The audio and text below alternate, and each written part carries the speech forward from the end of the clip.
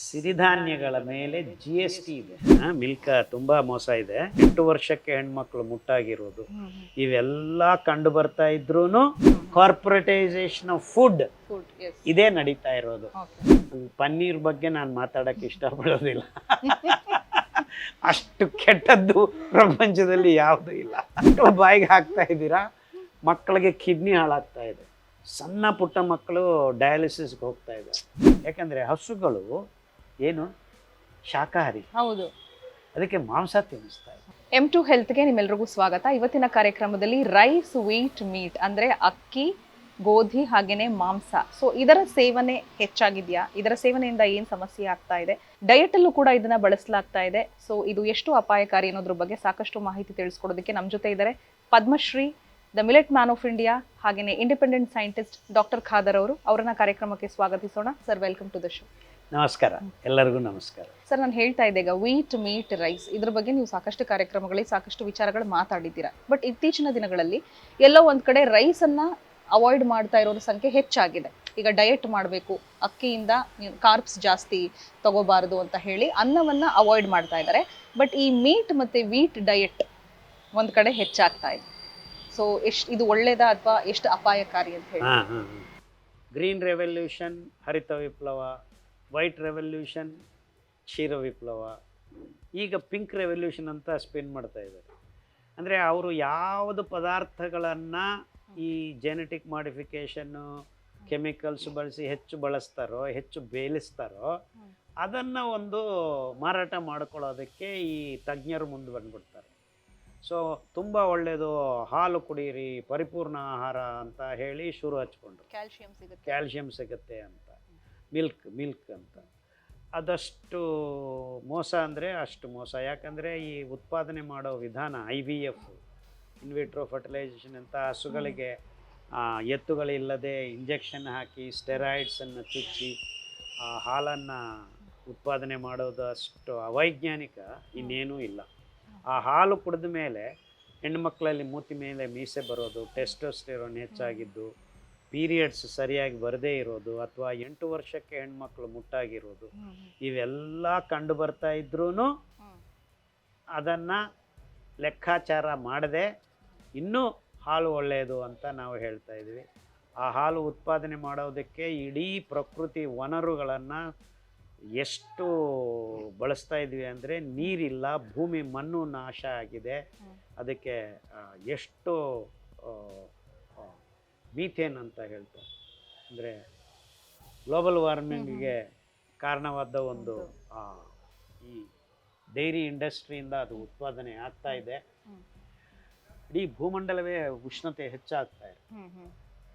Green revolution ಅಂತ ಹಾಳಾಗಿದ್ದು ಎಲ್ಲ ಮಾತಾಡಿದ್ದೀವಿ, ರೋಗ ಬರ್ತಾ ಇರೋದು. ಈಗ ಪಿಂಕ್ ರೆವಲ್ಯೂಷನ್ ಅಂತ ಸೋಯಾಬೀನು ಮತ್ತು ಮೆಕ್ಕೆಜೋಳ ಜೆನೆಟಿಕಲಿ ಮಾಡಿಫೈಡ್, ಜನ್ಯು ಮಾರ್ಪಿಡಿ ಮಾಡಿ ತಯಾರು ಮಾಡಿದ್ದಾರೆ. ಎಷ್ಟು? 1600 ಮಿಲಿಯನ್ ಟನ್ಸ್ ಪ್ರತಿ ವರ್ಷ ಬೆಳೀತಾ ಇದ್ದಾರೆ. ಆ ಎರಡನ್ನು ಮೇಳೈಸಿ ಪಶುಗ್ರಾಸವನ್ನು ತಯಾರು ಮಾಡಿ ಪ್ರತಿ ವರ್ಷ 92 ಬಿಲಿಯನ್ ಹಂದಿಗಳನ್ನು, 250 ಬಿಲಿಯನ್ ಹಸುಗಳನ್ನು, 250 ಬಿಲಿಯನ್ ಕೋಳಿಗಳನ್ನು ನಾವು ಮಾರಣ ಹೋಮ ಮಾಡಿ ಮಾಂಸವಾಗಿ ಪರಿವರ್ತನೆ ಮಾಡಿ ಪ್ರತಿ ವರ್ಷ ಮಾನವ ಜಾತಿ ತಿಂತಾ ಇದೆ. ಅದಾದ ಮೇಲೆ ಇನ್ನೂ ಮಿಕ್ಕಿದ್ದು ಸೋಯಾಬೀನು, ಅದನ್ನು ರೆಡಿ ಮಾಡಿ, ಸೋಯಾಬೀನು ಒಳ್ಳೆಯದು ನಿಮಗೆ ಪ್ರೋಟೀನು ಅಂತ. ಸೋಯಾಬೀನ್ ಎಲ್ಲೂ ಬೆಳೆಯೋದಿಲ್ಲ, ಶೀತಲ ಪ್ರದೇಶದಲ್ಲಿ ಮಾತ್ರ ಬೆಳೆಯೋದು. ಸೋಯಾ ಚಂಕ್ಸ್ ಬಂದಿದೆ. Soya chunks, soya this, soya ಹಾಲು, ಎಲ್ಲ ಸೋಯಾ. ಇದೆಲ್ಲ ಈಗ ಜಿಮ್ಗೆ ಹೋಗಿ ಪ್ರೋಟೀನ್ ಬೇಕು ಅಂತ ಹೇಳಿ ಎಲ್ಲರ ಬಾಯಿಗೆ ಹಾಕ್ತಾ ಇದ್ದಾರಲ್ಲ, ಅಷ್ಟು ಅವೈಜ್ಞಾನಿಕ ಯಾವುದೂ ಇಲ್ಲ. ಸ್ಥೂಲವಾಗಿ ನಿಖರವಾಗಿ ನಮ್ಮ ಬಾಯಿಯಿಂದ ಹೊಟ್ಟೆ ತನಕ ಒಂದು ಪ್ರೋಟೀಯಸ್ಸು ಇಲ್ಲ. ನಮಗೆ ಬೇಕಾಗಿರೋದು 5% ಪ್ರೋಟೀನ್. ಆದರೆ ಈಗ ಏನು ಹೇಳ್ತಾ ಇದ್ದಾರೆ ಗೊತ್ತಾ? 1 ಕಿಲೋಗ್ರಾಮ್ ವೇಟ್ ಇದ್ದರೆ ನಿಮಗೆ 1 ಗ್ರಾಮ್ ಪ್ರೋಟೀನ್ ಬೇಕು ಅಂತ.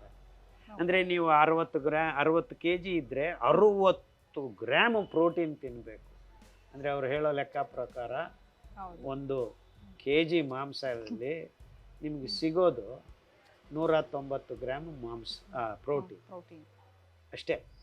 ನಿಮ್ಗೆ 60 ಗ್ರಾಮ್ ಅಂದರೆ ಹತ್ರ 300 ಗ್ರಾಮ್ ಮಾಂಸ ದಿವಸ ತಿನ್ನು ಅಂತ ಇದ್ದಾನೆ.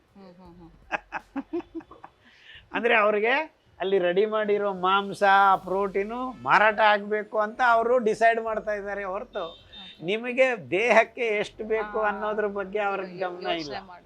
ಇದು ಅವೈಜ್ಞಾನಿಕತೆ ಅಂದರೆ, ಇದು ವಾಣಿಜ್ಯೀಕರಣ ಅಂದರೆ, ಕಾರ್ಪೊರೇಟೈಸೇಷನ್ ಆಫ್ ಫುಡ್ ಇದೇ ನಡೀತಾ ಇರೋದು.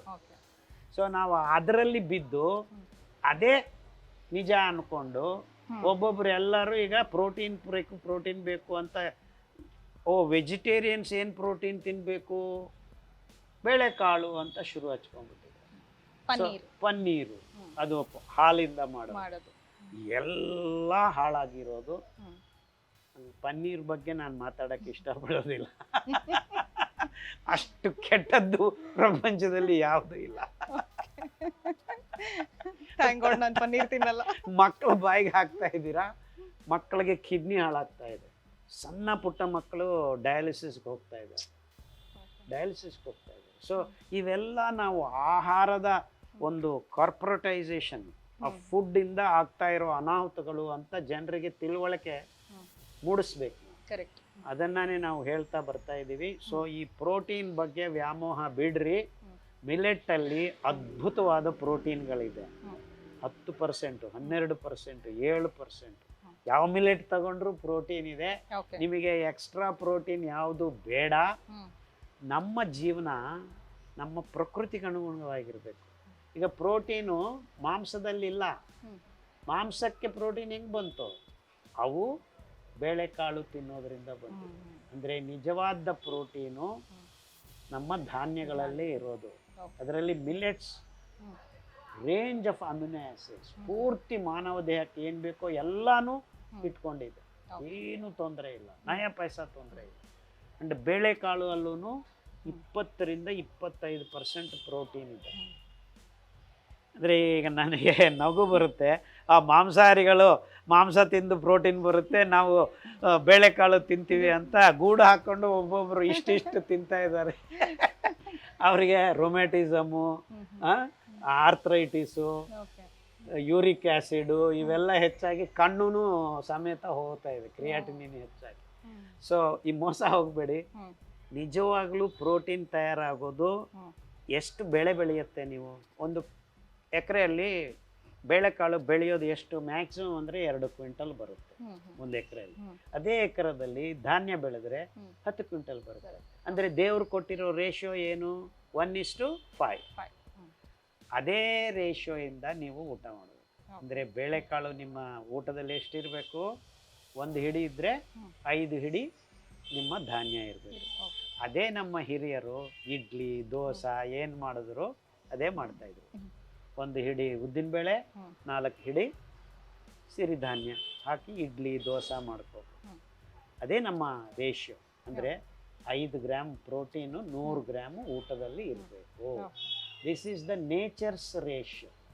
ಅದನ್ನು ಇವರು 1 ಗ್ರಾಮ್ 1 kg ಬಾಡಿ ವೆಯ್ಟ್ ಅಂತ ಹೇಳಕ್ ಶುರು. ಎಲ್ಲದಕ್ಕೂ ಬಾಡಿ ವೆಯ್ಟ್ ಕ್ಯಾಲ್ಕುಲೇಟ್ ಮಾಡೋದು ಎಷ್ಟು ಸರಿ? ಎಷ್ಟು ಅವೈಜ್ಞಾನಿಕ ತಿಳ್ಕೊಳ್ಳಿ. ಯಾಕಂದ್ರೆ ಎಲ್ಲರೂ ಹೆಂಗೆ ತಿನ್ನಕ್ಕಾಗತ್ತೆ? Correct.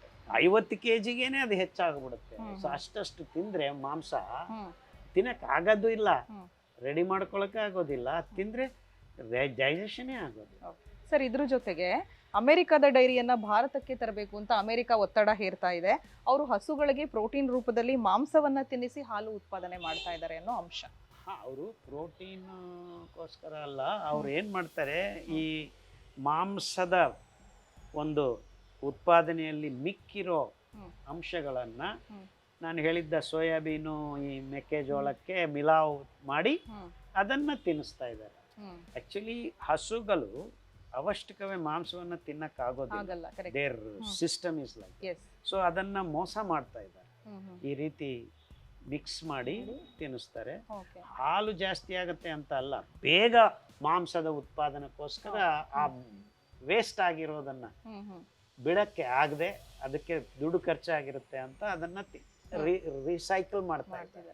It's a very nasty and very very immoral thing.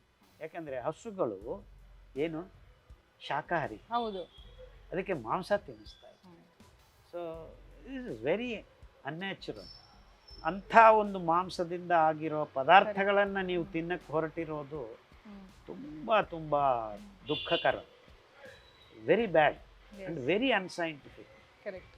ಮೊದಲನೇದಾಗಿ ನಾವು ಮಾಂಸಾಹಾರಕ್ಕೆ ನಮ್ಮ ಹೊಟ್ಟೆ ದೇವರು ರೆಡಿ ಮಾಡಿಲ್ಲ, ನಮ್ಮ ಹೊಟ್ಟೆ ಶಾಕಾಹಾರದ್ದು. ಸೊ ಮಾಂಸವನ್ನು ತಿನ್ನಬಾರ್ದು ಅನ್ನೋದು ಒಂದು ಕಡೆ ಆದರೆ, ಶಾಕಾಹಾರಿಗಳಿಗೆ ಮಾಂಸ ತಿನ್ನಿಸಿ ಆ ಮಾಂಸವನ್ನು ನಾವು ತಿನ್ನಂಗೆ ರೆಡಿ ಮಾಡ್ತಾ ಇರೋ ಈ ಎಷ್ಟು ದೂರ corporate food culture is the most crooked. Sir, ನೀವು ಕೂಡ ಅಮೆರಿಕಾದಲ್ಲಿ ಇದ್ರಿ, ಅಲ್ಲೂ ಕೂಡ ಕೆಲಸ ಮಾಡಿದೀರಾ, ಅಲ್ಲಿ 12 ವರ್ಷ ವರ್ಷಗಳಿದ್ರಿ. ನೀವು ಹೇಳ್ತಾ ಇದ್ರಿ ನನಗೆ ಅಲ್ಲಿ ಇಷ್ಟನೇ ಆಗ್ಲಿಲ್ಲ, ಅದ್ರಂತ ನಾನು ಒಂಥರ ಕೆಟ್ಟ ದೇಶ ಬೇರೆ ಯಾವ್ದನ್ನು ನೋಡ್ಲಿಲ್ಲ ಅಂತ.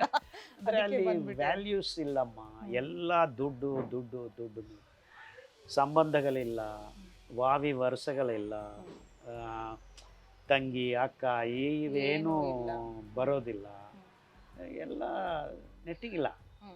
ಸೊ ಹೆಂಗೋ ಜೀವನ ಮಾಡಿದ್ವಿ 12 ವರ್ಷ. ಸೊ ನನಗೆ ಖುಷಿ ನಾವು ವಾಪಸ್ ಬಂದ್ವಿ ಅಂತ.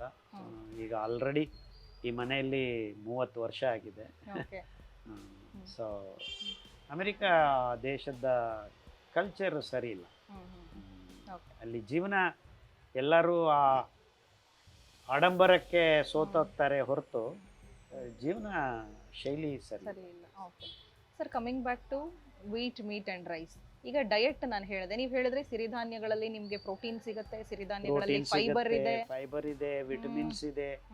ಏನು ಕೇಳಿದ್ರು ನಿಮ್ಮ ದೇಹದಲ್ಲಿ ನಡೆಯುವ ಪ್ರತಿಯೊಂದು ಜೀವ ರಾಸಾಯನಿಕ ಪ್ರಕ್ರಿಯೆಗಳಿಗೆ ಬೇಕಾಗಿದ್ದ ಎಲ್ಲ ಅಂಶಗಳು ದೇವರು ತುಂಬಿಸಿಟ್ಟಿದ್ದಾರೆ ಈ 5 ಧಾನ್ಯಗಳಲ್ಲಿ. ಅದು ಮೂಲ ಆಹಾರವಾಗಿರಬೇಕು ಅನ್ನೋದೇ ವೈಜ್ಞಾನಿಕೆಯ ಒಂದು ಅದ್ಭುತವಾದ ಕೊಡುಗೆ. ಸೊ ನಾವು ನಮ್ಮ ಸಿರಿಧಾನ್ಯಗಳನ್ನು ಮರೆತು ಹೋಗಿದ್ದೀವಿ ಅನ್ನೋದೇ ಒಂದು ದುರ್ದೈವ. ಸೊ ಅದನ್ನು ಮತ್ತೆ ಉತ್ತೇಜನ ಮಾಡಿ ವೈಜ್ಞಾನಿಕವಾಗಿ ಪ್ರಾಯೋಗಿಕವಾಗಿ ಎಲ್ಲರಿಗೂ ತೋರಿಸ್ಕೊಡುವ ಅಂತಾನೆ ನಾನು ವಾಪಸ್ ಬಂದೆ. ಓಕೆ, ಖಂಡಿತ ಸರ್, ಅದು ನಮ್ಮ ಹೆಮ್ಮೆ. ಇನ್ಫ್ಯಾಕ್ಟ್ ನಮ್ಮ ಕರ್ನಾಟಕದಲ್ಲಿ ನೀವು ಇದ್ದು ಇಲ್ಲಿ ಸಾಕಷ್ಟು ಜನಗಳಿಗೆ ಸಿರಿಧಾನ್ಯದ ಬಗ್ಗೆ ನೀವು ಪಾಠ ಕೂಡ ಮಾಡ್ತಿದ್ದೀರಾ. ಹಳ್ಳಿಗಳಲ್ಲಿ ತುಂಬ ಜನ ಬಡ ಭೂಮಿ ಒಣ ಭೂಮಿ ರೈತರೆಲ್ಲರೂ ಈಗ ಅದನ್ನು ಬೆಳೆಸಿ ಆರ್ಥಿಕವಾಗಿ ಎಷ್ಟೋ ಖುಷಿಯಾಗಿದ್ದಾರೆ. ಸರ್, ಕರ್ನಾಟಕದಲ್ಲಿ ರೈತರು ಹೆಚ್ಚು ಸಿರಿಧಾನ್ಯವನ್ನ ಬೆಳೆಯೋ ನಿಟ್ಟಿನಲ್ಲಿ ಈಗ ಇಡೀ ಭಾರತ ದೇಶದಲ್ಲಿ ನಮ್ಮ ಸಿರಿಧಾನ್ಯಗಳನ್ನು ಬೆಳೆಯುವ ರಾಜ್ಯ ಅಂದರೆ ಕರ್ನಾಟಕ. ಮುಖ್ಯವಾಗಿ ಅದರ ಸಾಫಲ್ಯತೆ ಎಲ್ಲಿ ಕಂಡು ಬರುತ್ತೆ ಅಂದರೆ ಈ ಇರಿಗೇಟೆಡ್ ಫಾರ್ಮಿಂಗ್ ಅಂತ. ಅಂದರೆ ದೊಡ್ಡ ದೊಡ್ಡ ಡ್ಯಾಮ್ಗಳನ್ನು ಕಟ್ಟಿ ನೀರಾವರಿ ಒದಗಿಸಿ ಬೆಳೆಯುವಂಥ ಬೆಳೆಗಳ ಕಡೆಗೆ ಎಲ್ಲರ ಗಮನ ಆಗಿ 4 ಮಳೆ ಬಂದರೆ ಬೆಳೆದುಕೊಂಡುವ ನಮ್ಮ ಧಾನ್ಯಗಳೆಲ್ಲ ಆ ರೈತರೆಲ್ಲ ಮೆತ್ತಿಗೆ ಮಾಯ ಆಗೋಕ್ಕೆ ಶುರು, ಡಿಫೋಕಸ್ ಆಗಬೇಕು. ಅಂದರೆ ಅವ್ರು ಬೆಳೆಸೋ ಪದಾರ್ಥಗಳನ್ನು ಜನಸಾಮಾನ್ಯರು ಬಳಸ್ತಾನೇ ಇಲ್ಲ. ಮುಂಚೆ ಆರ್ಕ ಬೆಳೆದ್ರೆ ಕ್ಯಾರೆ ಅನ್ನೋರೇ ಇರಲಿಲ್ಲ. ಸೊ ಅದಕ್ಕೆ ಬೆಳೆ 1 ರೂಪಾಯಿ 2 ರೂಪಾಯಿ ಕೊಡೋರು. ಈಗ ಸಿರಿಧಾನ್ಯಗಳಿಂದ ಆರೋಗ್ಯ ಬರುತ್ತೆ ಅನ್ನೋ ಒಂದು ಪ್ರಜ್ಞೆ ಜನರಲ್ಲಿ ಮೂಡಿ ಬರ್ತಾ ಇದ್ದಂಗೆ ಅದರ ಬಗ್ಗೆ ಡಿಮ್ಯಾಂಡ್ ಜಾಸ್ತಿ ಆಯಿತು. ಈಗ ಒಂದು ಒಣಭೂಮಿ ರೈತ 5 ಎಕರೆ ಇದ್ದರೆ ಈಗ ಒಂದು ವರ್ಷಕ್ಕೆ 50 ಕ್ವಿಂಟಲ್ ಬೆಳೆದ್ರೆ ಈಗ 1 kg ಧಾನ್ಯಕ್ಕೆ ಸಿರಿಧಾನ್ಯದ್ದು ಕನಿಷ್ಠ ಅಂದರೆ 30-40 ರೂಪಾಯಿ ಸಿಗ್ತಾ ಇದೆ. ಅಂದರೆ 50 ಕ್ವಿಂಟಲ್ 50 ಇಂಟು 3,000 ರೂಪಾಯಿ 100 kg ಅಲ್ವಾ? So 1.5 lakh rupees. 2 ರೌಂಡ್ ಬೆಳೆಸಿದ್ರೆ, ನೀರು ಇಟ್ಕೊಂಡು ಇನ್ನೊಂದು ರೌಂಡ್ ಬೆಳೆಸಿದ್ರೆ 3 ಲಕ್ಷ ರೂಪಾಯಿ ಸಂಪಾದನೆ ಮಾಡೋಕ್ಕೆ. ಸೊ ಈಗ ಒಂದು ರೈತ 3 ಲಕ್ಷ ರೂಪಾಯಿ ಏನು ಖರ್ಚಿಲ್ಲದೆ, ಗೊಬ್ಬರ ಇಲ್ಲದೆ, ನೀರು ಕಟ್ಟೋ ಕೆಲಸ ಇಲ್ಲ, ತುಂಬ ಸರಾಗವಾಗಿ 3 ಲಕ್ಷ ರೂಪಾಯಿ ಒಣಭೂಮಿಯಲ್ಲಿ ಬೆಳೆಯೋಕ್ಕಾದರೆ ಅಂದರೆ ಇದರ ಮಹತ್ವ ಏನು? ನಾವೆಲ್ಲರೂ ಸಿರಿಧಾನ್ಯಗಳನ್ನು ತಿನ್ನೋದ್ರಿಂದ 90% ರೈತರು ನೀರಿಲ್ಲದೆ ಎಲ್ಲ ಬಿಟ್ಟು ಹಾಳಾಗಿರೋದು. ಸೊ ಈಗ ನೀರಿಲ್ಲದೆ ಬೆಳೆಸ್ಕೊಳಕ್ಕಾಗತ್ತೆ, ಅದಕ್ಕೆ ಬೆಳೆ ಬರುತ್ತೆ ಅಂದಾಗ ಮತ್ತೆ ಎಲ್ಲರೂ ವಾಪಸ್ಸು ಹೋಗಿ ಈಗ ಸಿರಿಧಾನ್ಯಗಳನ್ನು ಬೆಳೆಸ್ತಾ ಇದ್ದಾರೆ.